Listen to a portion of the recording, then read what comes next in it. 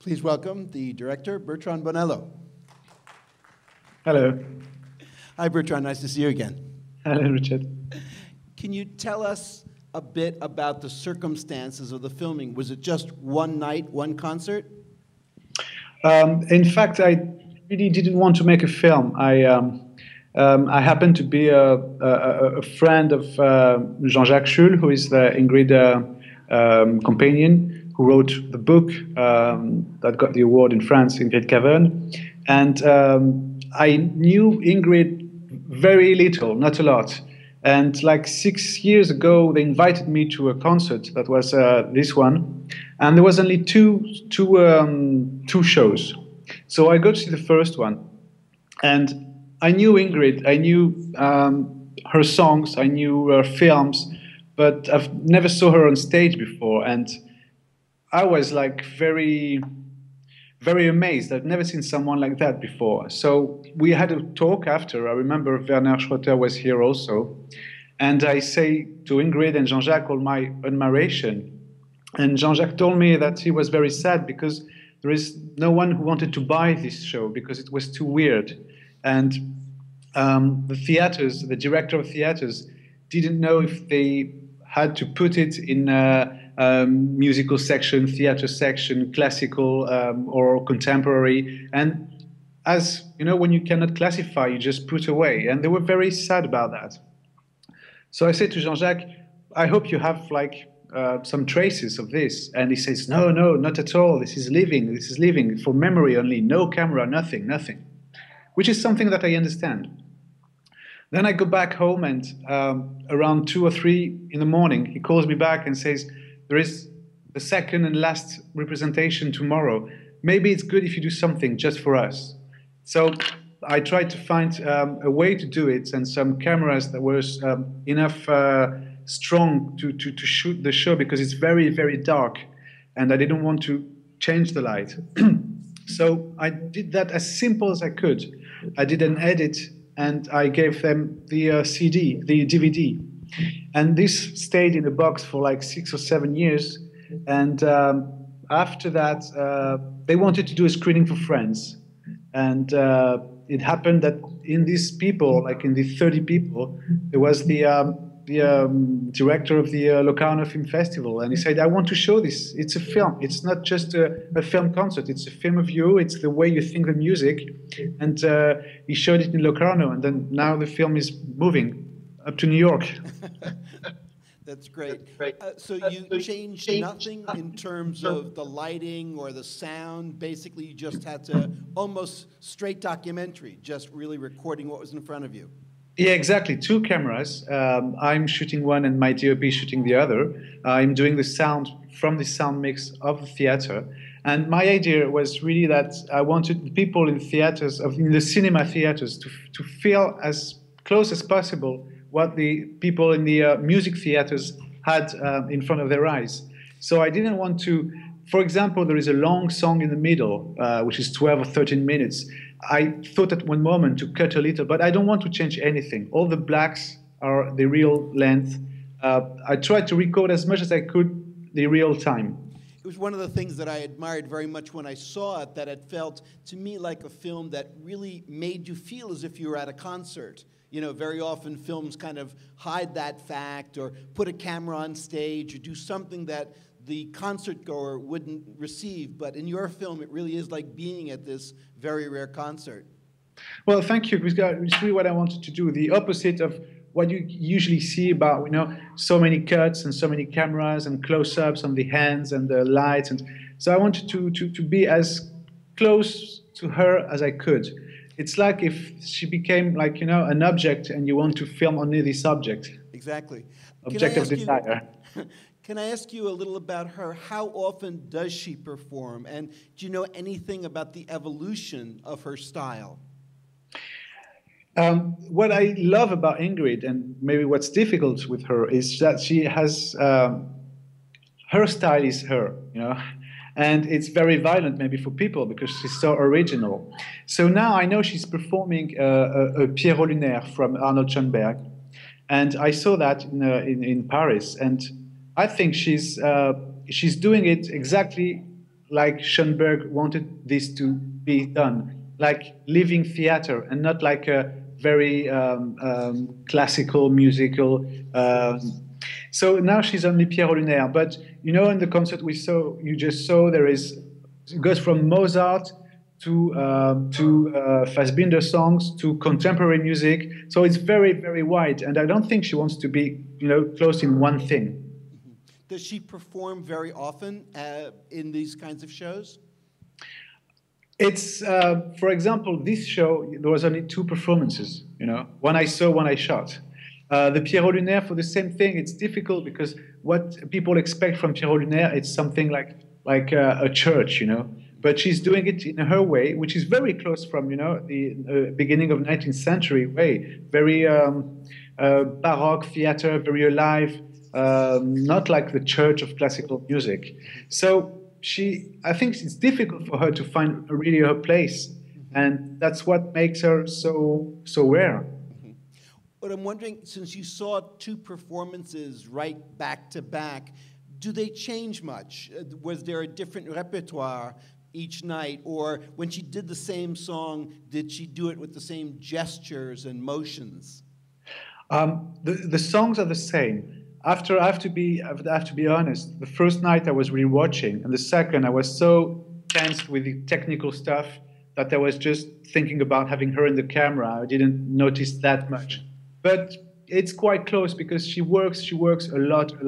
For me, she's not a singer; she's a musician, and nothing is improvised. It's very, very worked, like a musician playing, the violin. Fascinating. Let me get some questions from our audience. Yes, ma'am.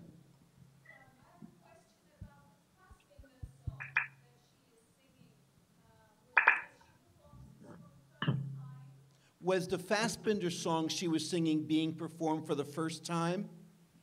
Oh, there is one, she says it in the concert, but she's talking in French, so maybe people didn't understand. Yes, but it's a song that Fassbinder wrote very, very depressed in a hotel room one night, and it's the first time that it was performed.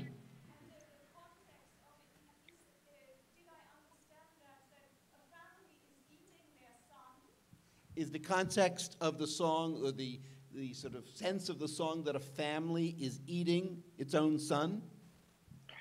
There is that in the song, yes, there is. But either Jean-Jacques Schul's lyrics or Fassbinder lyrics, it's full of images and very dark. Okay. Yes, sir. He only shot one night, just to correct you. Yes.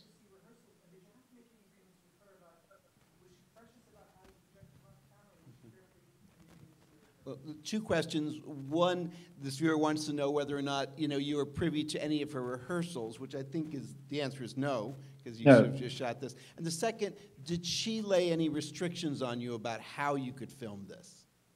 Oh no, she was very helpful. She even told me, if you want to change the light, do what you want. I didn't want to change the light. I wanted to be as close as reality as I could. But she was very open. If I could do some very close-ups if I wanted, but I didn't want to. But no, she was very. She would let me free. It's extraordinary. The darkness, I think, works so well because it really just encloses you in the same space that she's in. Yes, exactly. And the face is like a sun coming out of the night. It's very bright, blonde. Questions?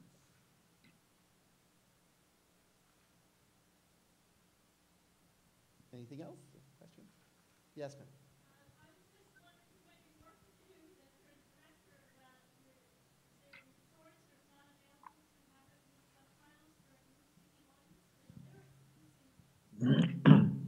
Question is whether or not there would ever be an English subtitled version.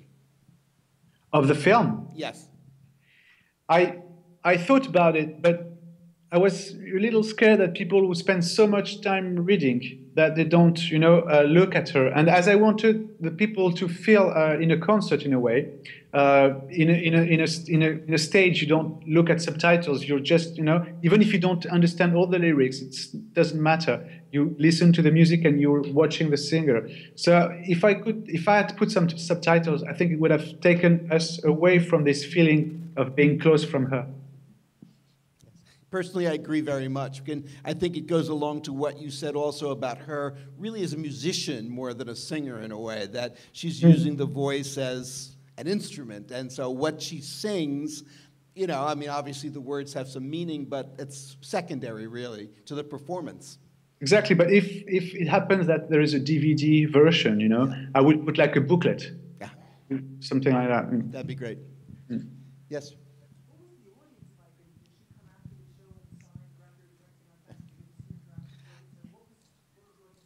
Question is, what was the audience for this concert like, and did she interact with the audience at all afterwards?